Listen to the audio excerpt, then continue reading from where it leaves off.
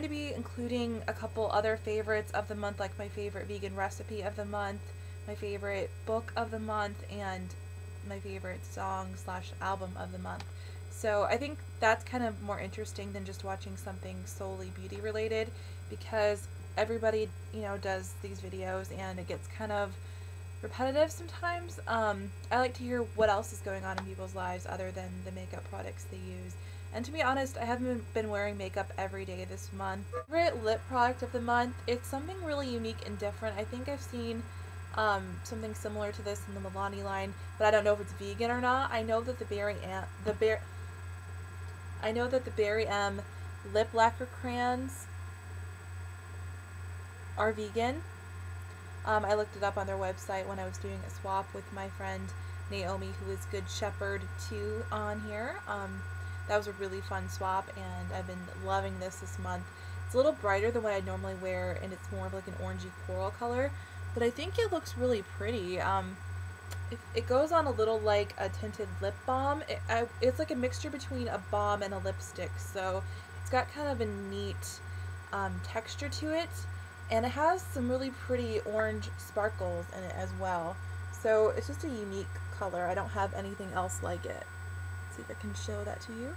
I don't know what it was, like if it was like New Year's and holiday parties and whatever, but I've been loving sparkles. And I've been wearing this e.l.f. Twinkle on top of pretty much like all of my nail polishes. Like, excuse my polish right now, it's chipping off, but I got some sparkles on there as well. That's what this is. So I've been having a hard time just wearing a nail polish without any sparkles on it. I'm like a sparkle addict this month. So speaking of nail polishes, I did find a really awesome drugstore vegan find. There is not a lot of drugstore vegan makeup for me to use, so I was really excited to find out that all of the Wet n Wild Wild Shine polishes, are the 99 cent ones, are vegan. There's no carmine even in the red ones, so definitely check those out. Really nice drugstore vegan nail polish. These don't have these don't have toluene, formaldehyde, or phthalates, so if you're looking for a polish devoid of those ingredients that's affordable and vegan, check these out. They have a wide range of colors. The wear on these is pretty good. You know, it'll chip, like any cheaper polish will chip eventually, but put a good top coat on there and you're good to go. And these both are opaque in one coat, so you wouldn't even have to put on a second coat if you didn't want to. The colors that I've been loving this month, Blue Moon, it's a dark navy blackened blue color. It has like teal sparkle in it too. It's really, really pretty. I've been loving that. And the other one is like a green turquoise color. It's probably my favorite. It is Caribbean Frost. My friend on here, her name is Renee, and her channel username is Craigie. She sent me some One Hand Washes the Other products as a present for Christmas, and it was so sweet of her. She knows that I'm a vegan and I like to use vegan products, and I've seen her using them in some of her videos, like the scents and stuff. So she sent me some of their products, and I'm in love with this company, guys. Everything that they sell, like as far as I've seen, has been vegan. This scent in particular has been my favorite this month. As you can see, I've already used quite a bit of it, like about a centimeter of it's already used up because I use it like all the time. And it's called Victuals. I don't think that she sells this particular scent anymore, which is sad because I love it. It is like my favorite scents in the whole world. It's oatmeal, blueberries with some maple syrup thrown in there.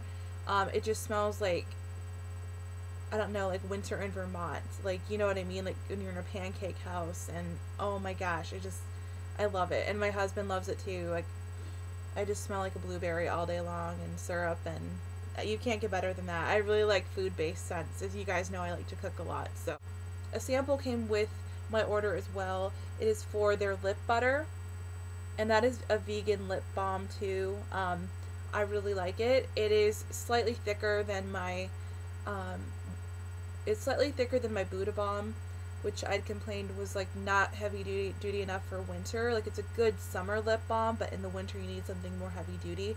I think it's the shea butter in this one that makes it more moisturizing. So, and it's also blueberry. So, yeah, I really like this stuff, and I'll be ordering a full size when I run out of this. So I recommend checking that out as well. But I think that's so cool that she sends little samples so you can test stuff out.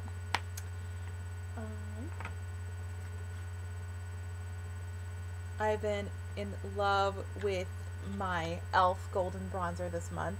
I've been using like the Goss makeup artist method of applying bronzer, where I use some of the darker shades like this just around the edges of my face and like underneath my chin and on my forehead, like around the edges.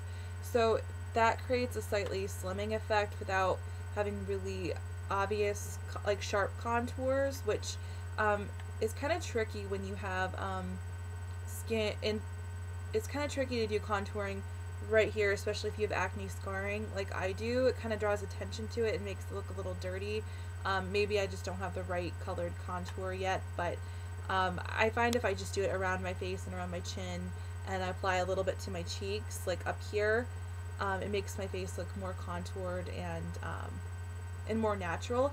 I've been using this a lot instead of blush lately. I've been into using bronzer instead of blush this month. I think that it just looks a little bit more natural. Like I'm wearing the Peachy Keen blush from e.l.f. today, but usually I've just been using this bronzer as a blush, and it just provides a nice natural look to your skin.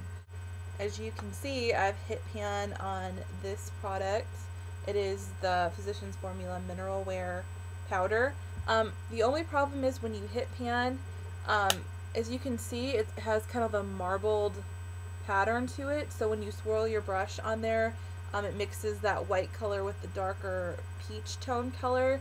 So once the middle is worn down, I find that you don't get as much of the white color. So it's making me look a little darker than I want.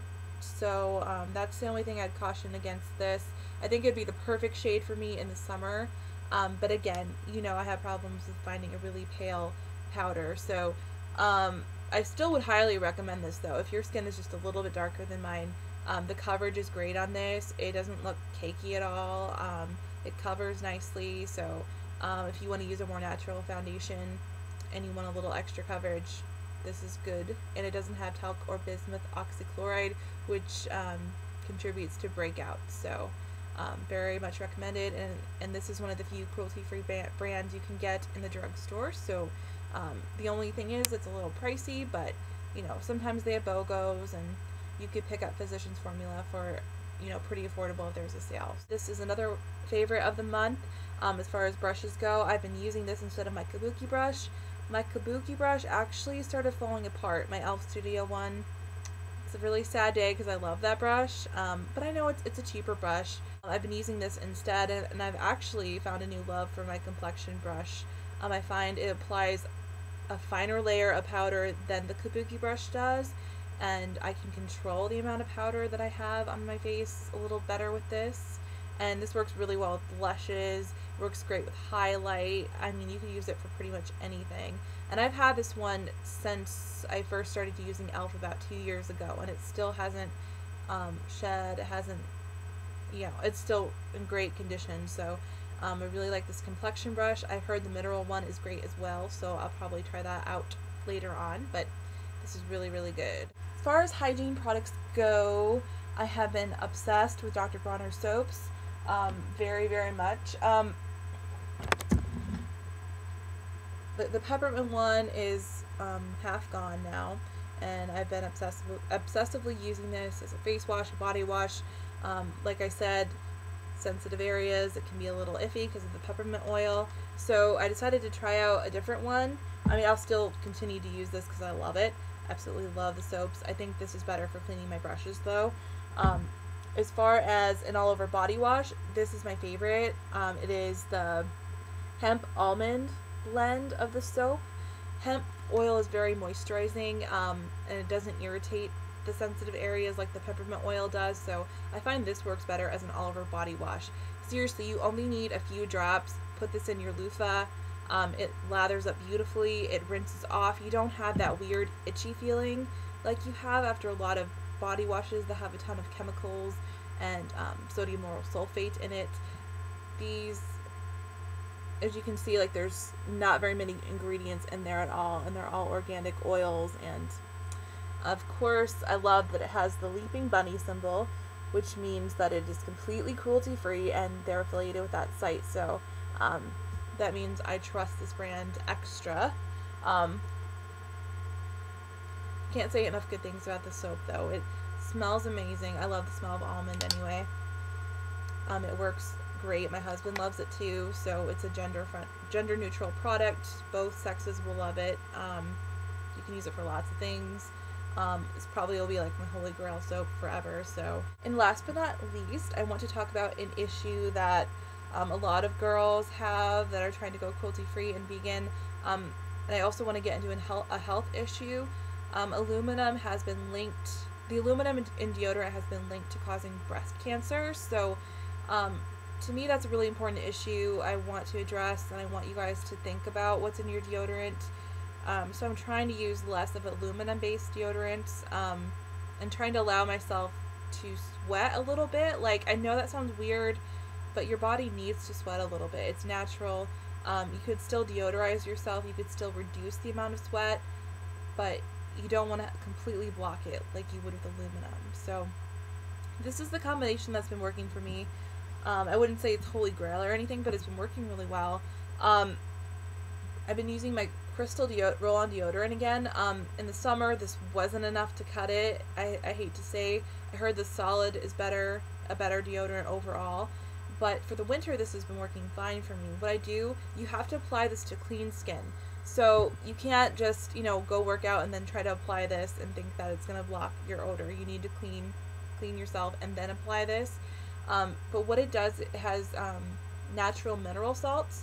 And it says it prevents body odor by creating an invisible protective barrier against odor-causing bacteria. So it says it's safe for the environment. It also has a leaping bunny as well. And the Breast Cancer Association recommends it as well. See, it says no aluminum chlorohydrate. So this does really well at providing a barrier against bacteria. But as far as like the smell, I use the Summer Spice deodorant from Nature's Gate on top of it. It kind of has a musky, spicy scent.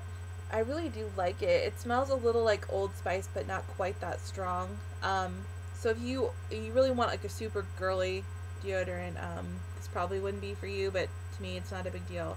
But the combination of these two, I haven't had a problem with odor, sweating, or anything like that. It's been working really, really well. So if you want to stick to an aluminum-free deodorant routine, these two work really well together. My favorite album of the month would be Atlas Sound's Logos. YouTube's stupid and won't let me play songs for you guys. I'm going to link the song in the down bar if you want to check it out. It's by the guy that was in Deer Hunter, the band Deer Hunter. So it kind of has like an indie pop feel. They have some really catchy songs that create kind of a really nice atmosphere. So I do highly recommend checking out that album. It's really good all the way through. My favorite book of the month would have to be, well, I finished reading Johnny the Homicidal Maniac, that comic book series, graphic novel, whatever you want to call it. I absolutely loved it. It is a little dark and a little out there. If you can't handle a little violence, you definitely won't like it. But I love I love Johan Vasquez. He was the creator of Invader Zim, if you ever watched that on Nickelodeon. I know he had problems with the kids trying to read Johnny the Homicidal Maniac, because he made that prior to Invader Zim, and kids were kind of expecting the same kind of thing with that comic series, and it probably freaked them out a lot, because it's about a serial murderer and his friend Squee, which is this little kid that lives next door to him, and he always freaks him out. Like, he thinks that he's helping this kid, but he's traumatizing him for life, pretty much. Like, he beats up his dad in front of him, and I don't know. And he has, like, this labyrinth of like a dungeon in the basement of his house that goes down like almost like a mile, and he keeps his victims down there. But it sounds super dark, but it's really, really funny actually, and it kind of makes fun of like the goth scene a little bit, and you just don't take it super seriously, and you'll enjoy it. Just trust me, it's really good. The drawing style is awesome. His writing cracks me up, so definitely check those out. Yeah, I've been in a graphic novel mood lately. I like having pictures while I read. I find it kind of combats the ADD in me.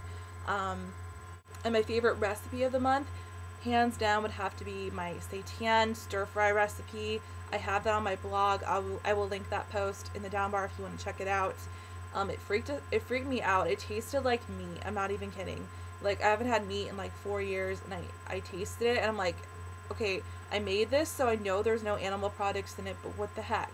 It tastes like meat. It's freaky, but it tastes so good. Wow. You can prepare seitan in so many different ways. You can boil it, you can fry it, you can bake it.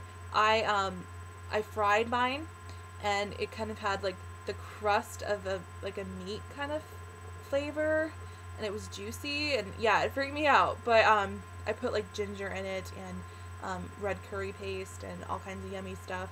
And yeah, I fried that up and put it in my vegetable stir fry, and oh my gosh, it was so good. I'm gonna make it for my mom and her husband tomorrow, so I hope they like it. I'll let you guys know how they like it. My mom's freaked out that I'm going vegan. She was okay with the vegetarian thing, but she's worried that I won't get enough protein without eggs and dairy and all that stuff. But it's alright. I'll show her vegan food can be normal.